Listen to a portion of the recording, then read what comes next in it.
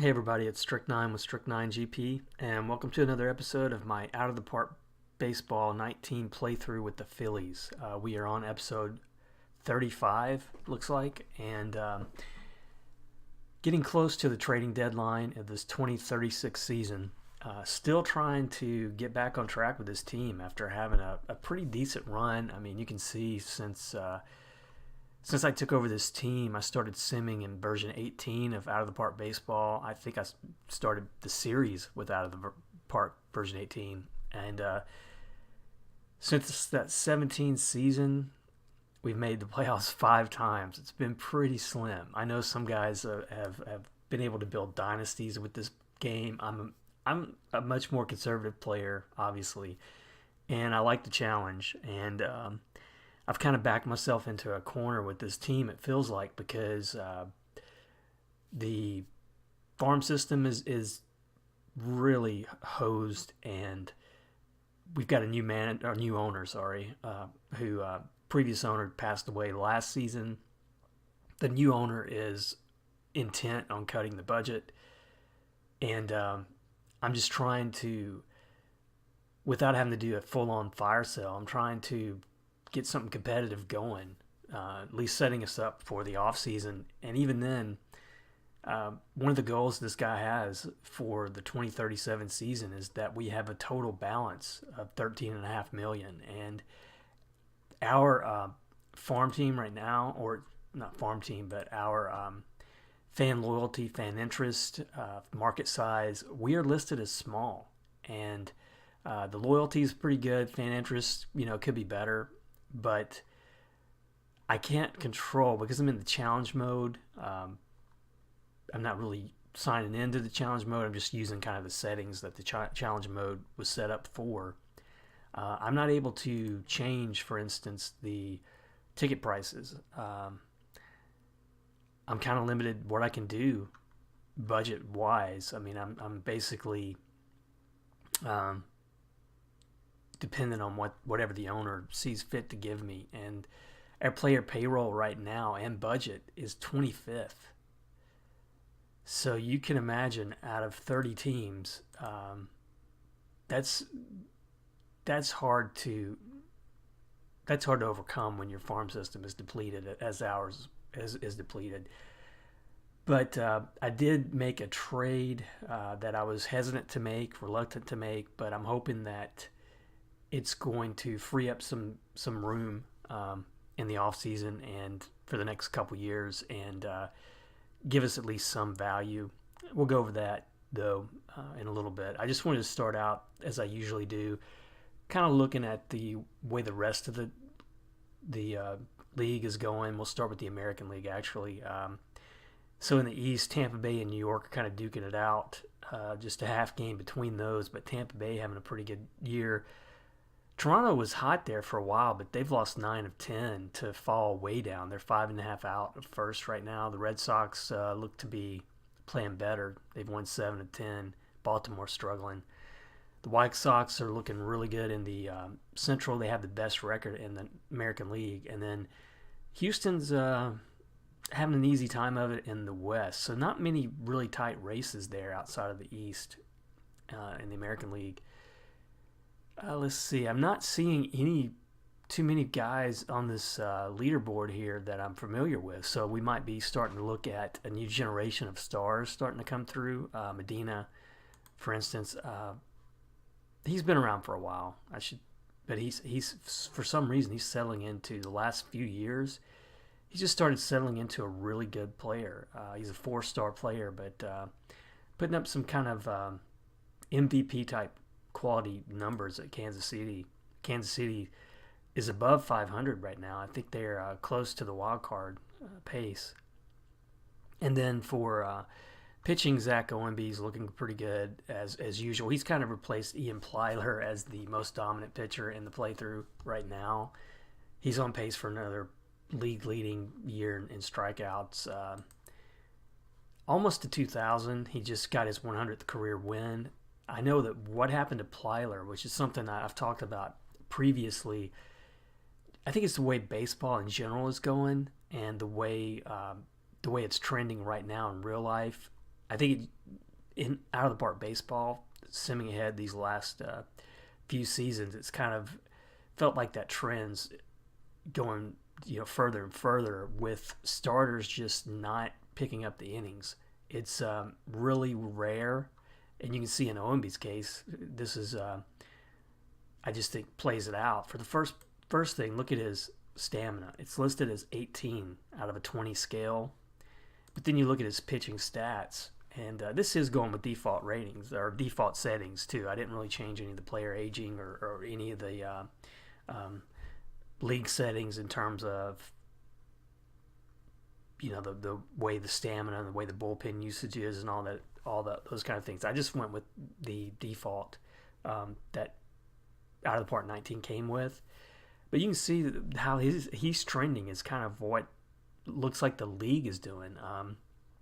On these high strikeout pitchers especially, they're getting burned out early in terms of innings, and they might get 5, 6 would be a pretty high average even innings per start. And what's happening because of that is you got a lot of pitchers leaving in the 4th inning, pitching 4 2/3 and having to give way to the bullpen. They're not pitching long enough to get the decisions, and so it's impacting their win totals. And I can see this, honestly, I could see this happening in Major League Baseball as well. It's going to get harder and harder. The idea of a 300 game winner, we may have passed that. Those guys that came through in the 90s like Maddox, Clemens, Glavine, we may not see those kind of pitchers anymore who are able to hang on and get 300 wins. And it's really looking like that in this playthrough that I've got going, being this far along. I mean, a guy like OMB, with the dominance that he's shown in certain years, I mean, this guy should be up to 120, 130 wins at least, I would think, by this point. But his highest win total in his career has been 14. He's done that twice. I don't know if I really like that trend, to be honest. But at least, he's able to hang in there, I guess, still and be a pretty dominant pitcher. But I don't expect his numbers are going to finish up kind of like those Hall of Fame numbers that we're used to for pitchers.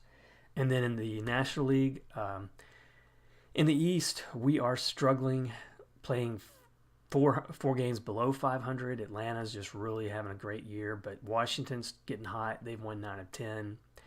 In the Central, it's Pittsburgh and Chicago, kind of back and forth. In the West, pretty good race here between the Rockies, Padres, Diamondbacks, and really just the Dodgers are just 3 games back. Mainly because Colorado, they're leading the division with just a record of 1 game above 500. But, man, Arizona's on a roll, 9 of 10. They've won 6 straight. Individually, we've got a couple guys showing up in stolen bases here. Vargas and Swan is a guy I'm going to be talking about here in a minute. And then Koopman had that 19-game hitting streak. He's not doing too bad on the year. Still young. I think he's going to have hopefully if he keeps playing this way, he'll be on the team for the next 2-3 years at least. And then we've got Madrak at 10 wins. His numbers individually, they're not that great, or at least his ERA is really high. Strikeouts, not too bad. But he's on pace for 17 wins, which would be pretty good for him. I threw him out, tried to make some trade, tried to get somebody for him. He's a free agent after this year, but I was only getting, guys with contracts that were no better than really what I'm trying to get rid of. So I'm just going to ride it out with him for the rest of the year and hope we at least stay competitive with him. But I'll take a look at how we're doing individually. First thing on the pitching staff. So we've got Madrak there leading the team with wins at 10. Some of these other guys that we picked up in the offseason, not really doing too great. Camden Hartling, for instance, potential 3-star pitcher, and his ERA is up to 5.54. He's not doing good at all. McSparron has pitched a little bit better in his last few starts.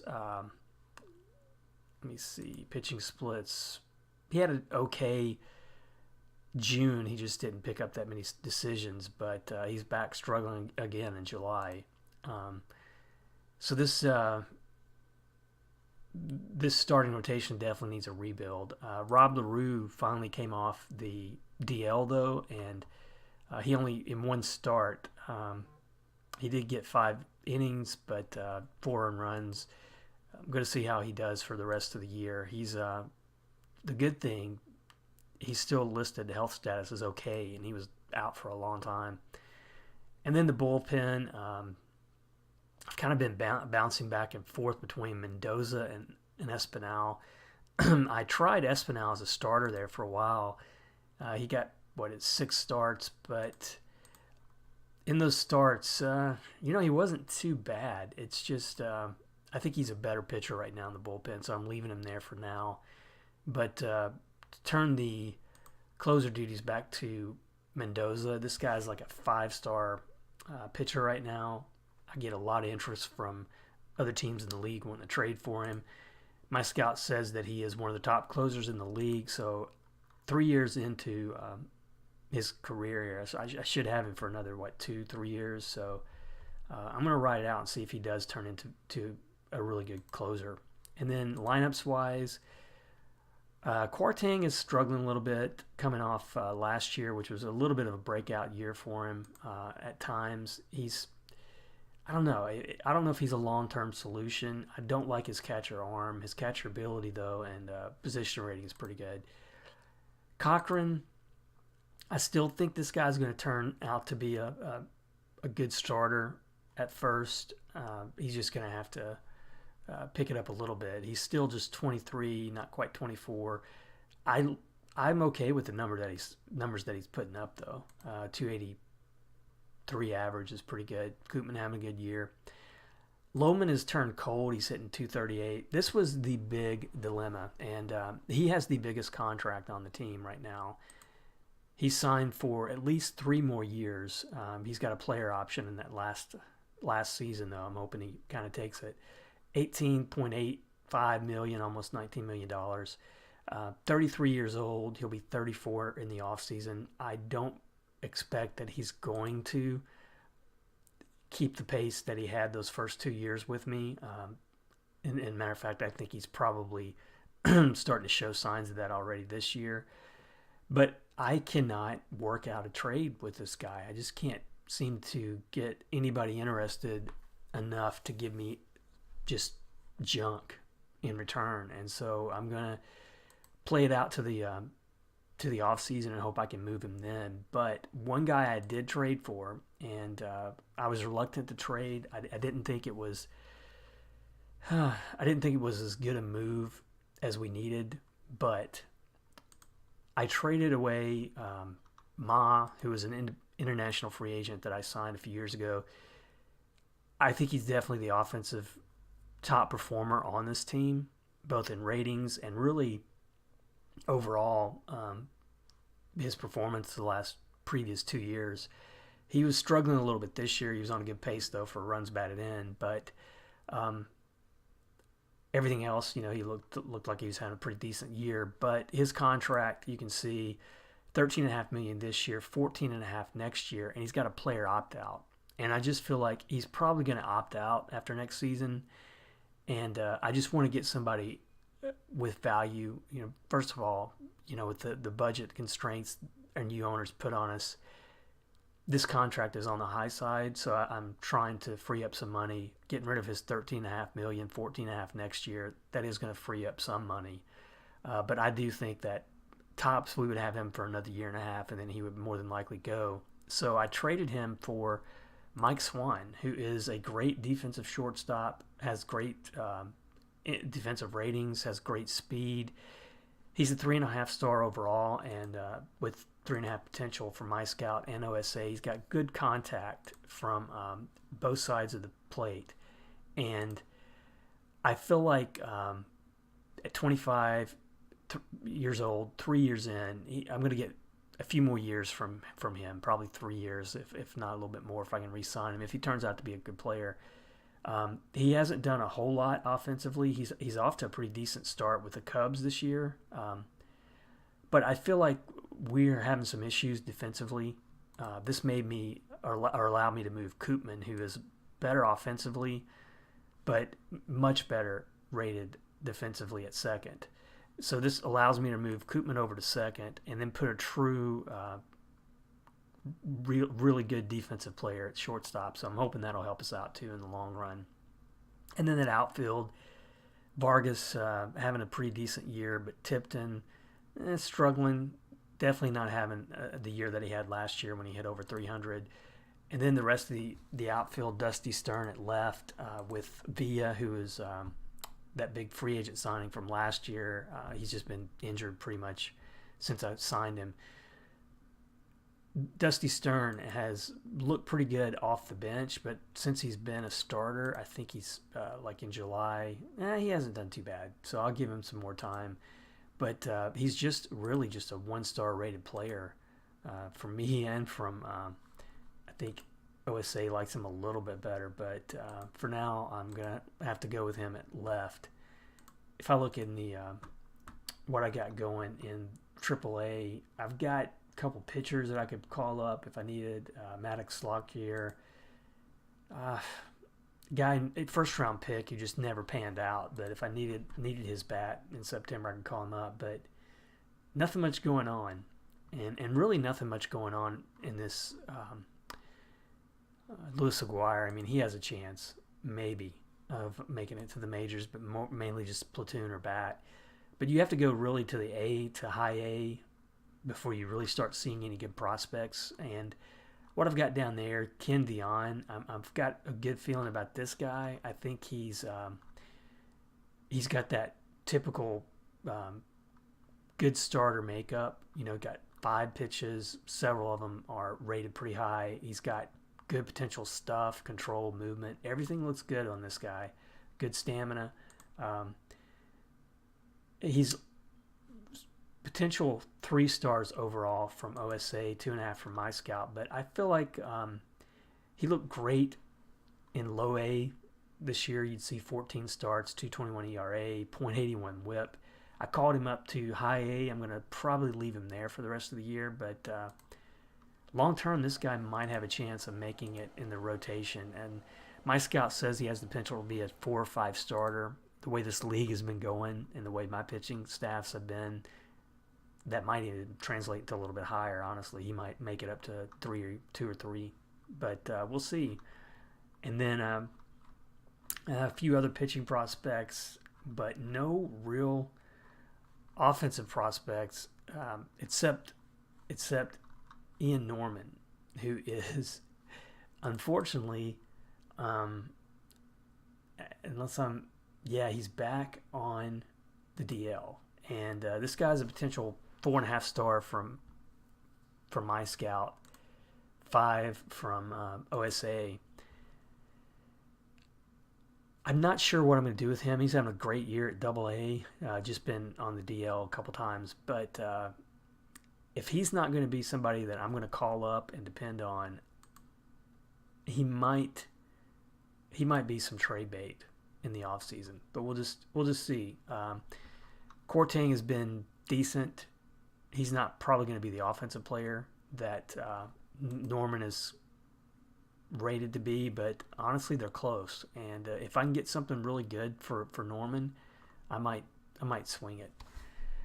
So a lot of lead up, I know, but that's kind of where we're at right now. Just checking out the waiver wire real quick. We're going to play ahead a couple weeks here and see if we can turn it around, start winning.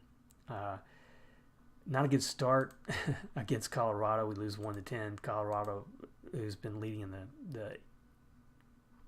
the West. Swan got a hit in his first game with us, but LaRue, another bad start for him. Hannibal looked bad in the bullpen. We got a trade proposal here from Arizona. Second baseman Dave Powell. Really don't need him right now. And Hartling, I'm going to have to keep going with Hartling because of how poorly my pitching staff is set up. So I'm going to have to reject this trade. So game 2 against Colorado. another loss, 3-9. So we're 6 games below 500, and the goal is to hit, to make it to 500 this year. I don't think we're going to do that. Swan hit a home run for us, though, his first of the year since joining the Phillies. Koopman 3 for 5, good game from him. Madrak 4 innings, 7 runs. That guy has been so up and down. And I brought Furlong back from. Well, no, I take it back. He has been on the team all season, but I haven't decided to try him in the starting rotation. I might later in the season, just to give him a look. So third game against Colorado, we are swept 2-10. Not good. Vargas is not having too good of a series there. Hartling 7 runs in 4 1/3. Hannibal 3 runs, 2 earned in 2 innings. Let's take a look at the news. We've got a trade proposal from San Diego of Mike Elwell, who is a really big first base in terms of power anyway. But he's just 3 stars overall. He's hit 58 home runs before and up to 351 for his career. But they're wanting Ian Norman. And like I said, I think Norman is going to get some notice and interest if I do want to trade him around. So reject this one for now, though. And so we're at the Monday. So player of the week, Arturo Boza in Oakland, a 4-star player. He's been off my radar, but this guy's a pretty good looking player here. Got decent power, hits for pretty good average, decent speed, draws some walks. Wow. And then Molinar from Miami. Great player who's just been injured so much in his career. It's kind of impacted him. I mean, if you look at, he's just 27, but he's had a few years here, like you can see, 35, 32, where he missed some time.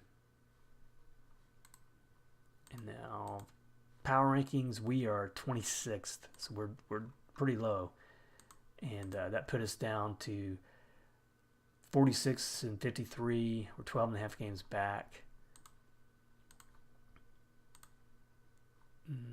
A starter here showing up, but nah.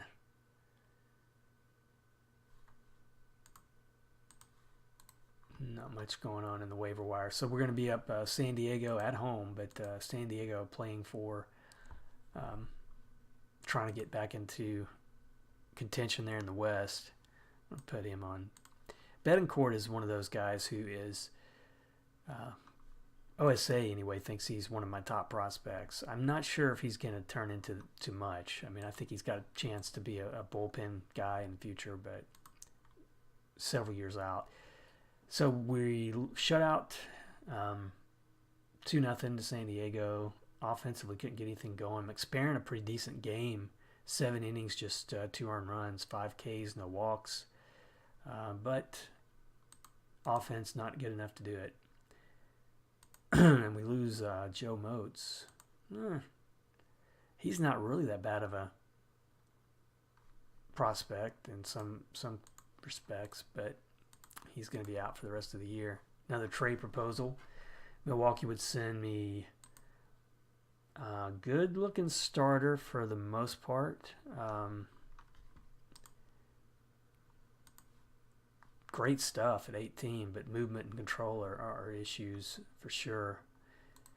And Betancourt, who I just mentioned, went to the DL, and Ken Dion. I don't think I'll do that. I think Dion's got a better upside. So, how many games have we lost in a row here? 4. Man, let's see if we can get on track in this game. Finally, we win, but just 3 runs in the game. Eric Ball. Put him out there. It's going to be 3 weeks. Vargas, injured, minimal, thankfully. Koopman, Swan struggling a little bit. He's hitting 150 since we picked him up. Hines, another guy who I traded for, uh, has had two pretty decent starts for me. I don't think I mentioned Hines, but I traded Andy Paget, who just wasn't doing that much for me. He was going to be I don't know if he's going to be a free agent at the end of the year, but well, let me take a look just to be sure. But I just sent him out there just to see. No, I mean he had plenty of time left. You could see a 7.58 ERA. He just every time I've called him up, he just hasn't done that great a job. So I shopped him around and got this offer of Kurt Hines, 26 years old. For the most part, his individual ratings are okay. I wish he had maybe one more pitch, but just to just to see if I could get a boost there in that rotation. And so far, he's not been too bad. So last game against San Diego, and we're getting close to that trade deadline. We lose 7-8, man. So we finally get our offense going, and bad pitching performance. Mike Swine 1 for 3. Vargas may have hit a home run in this game. Koopman 2 for 5. His average is still up there at 334. Quartan, good game for him. Catula is another guy I had to call up from the minors. He's looking pretty good coming off the bench. But LaRue struggling. Five innings, 3 runs, 8 Ks, but his ERA is 7.80 since he came off the DL. So now we're going to be playing on the road against St. Louis. First game, we lose 3-5, and we're in August now, so no more trading. Swan 2 for 4, finally had a good game. Cochran 2 for 3, and looks like he had a home run a couple games ago. Madrak took his 9th loss of the year, 5 earned runs in 6 innings. Not good for him. So let's look at the news. The player development update. I'll take a look at that real quick. So we got already some negatives showing up here. Ben Wright, who has been playing for us for a while, 5 years. I don't think he's probably got one more year of arbitration left, and he's having a good year, so he might be a guy I'll want to keep around. Kurt Hines lost a couple of ratings, looks like, just his overall. Camden Hartling, his stuff rating went up. His movement, though, went down, so that's going to be bad news. That's usually a lot of home runs. You can already see 21 home runs he's given up this year so far. Phil Van Singel, now that I'm kind of putting him on the bench, I think he's not going to stick around much longer, I don't think. Villa, it really pains me to see this, but his ratings are going up. He's got such good individual ratings. His injury proneness is killing him. Let's see, Dusty Stern may have improved a little bit overall. Skylar Dutch. Chris Bunker, his control rating went up. That's pretty good. He's a guy in the minors right now. The problem I have with him is his movement's low, and he's only got those 2 pitches. Ian Norman improving. His power rating went up. He's now potential 4.5 star from My Scout. Still 5 from OSA. Castillo. Some guys here who probably aren't really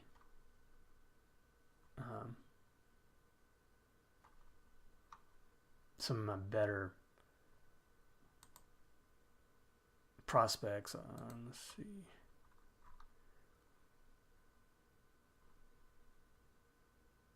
Luis Contreras, and this guy's a former first-round pick.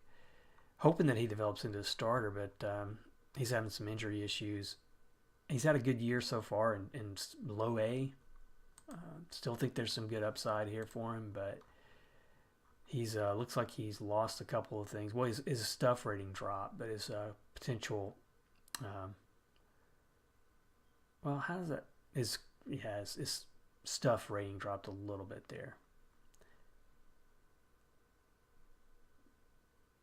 So no real big movement from the prospects. So again, that minor league farm system is just really shaken up. So batters of the month, Mike Snyder in the American League for the A's, Molinar for the Miami in the National League. Excuse me, pitchers. It was Racanello for Baltimore, and in the American League, and then Sean Sharp, a closer at St. Louis in the National League. Rookies of the month, Tommy Vittorelli. This guy, he's hitting 385. He's got some great contact potential. Unfortunately, he's fragile. And then Greg Slowick. His name has been on this list for a few times, I think, for the Nationals. He's looking pretty good. Potential 3.5 stars. OSA's got him scouted quite a bit higher. He's on pace for 40-plus home runs in his true rookie year. He's never made it to the majors prior to this season. So we lost 3-5. Did we take a look at that? Nope. Yes, we did. Okay. So now, second game on the road against St. Louis. We win 6-1. Finally, pretty good game. Offense and pitching. Koopman, another good game from him. Vargas 2 for 5. Swan is struggling a little bit. I might have to think about, do I really want him in that third spot? Maybe he'd be a little bit more comfortable batting lower in the order. Let's see. I'm looking at the batting splits and just seeing...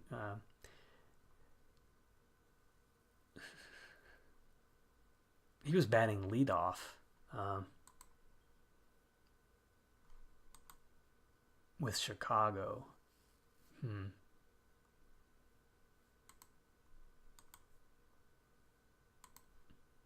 not quite ready to go there with them, so I'll see how he does in the next few games. I might shift him around in that lineup, though. Cochran, 1 for 3. Lohman, a couple RBIs in the game. Hartling got the win. 6 innings, pretty strong. Just 1 earned run. And so we got two more games against St. Louis. And we win again 6-1, so that's good.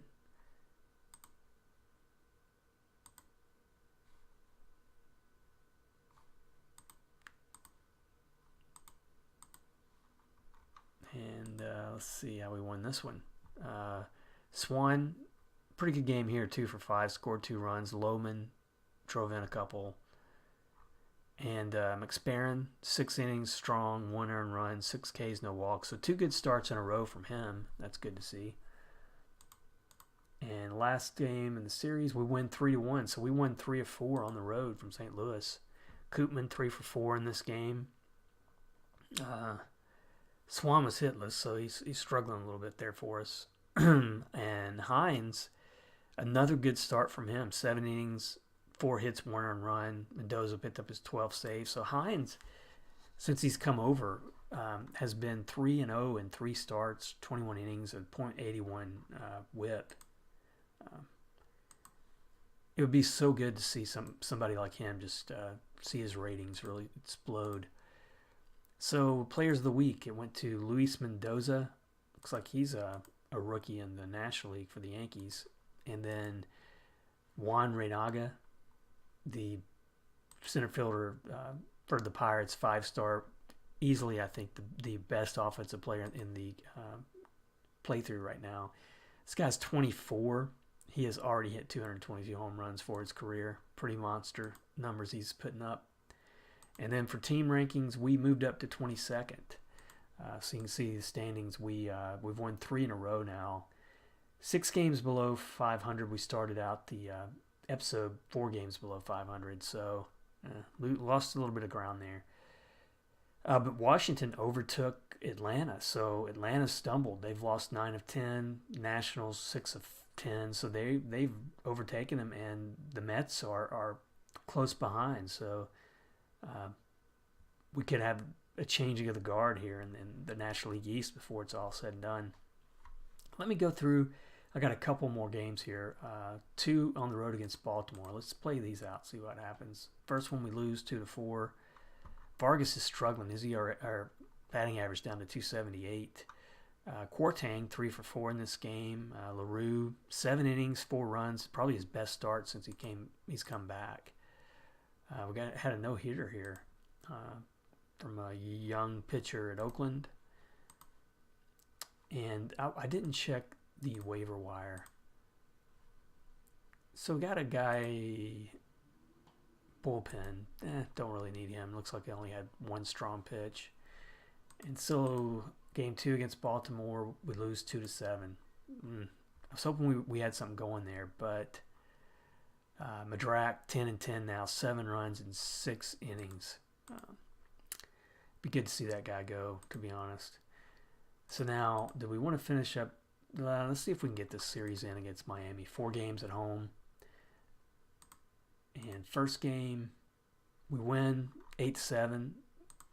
It's like a kind of a slugfest. Good offensive numbers here from Koopman. 4 for 6, scored 4 runs. Vargas was 2 for 5. Swan finally had a good game for us, 4 for 4. Loman 3 RBIs. Up and down the line, good offensive numbers. Hartling, a good start, but he didn't get the win. Went to Hannibal in relief because looks like the bullpen blew it for us.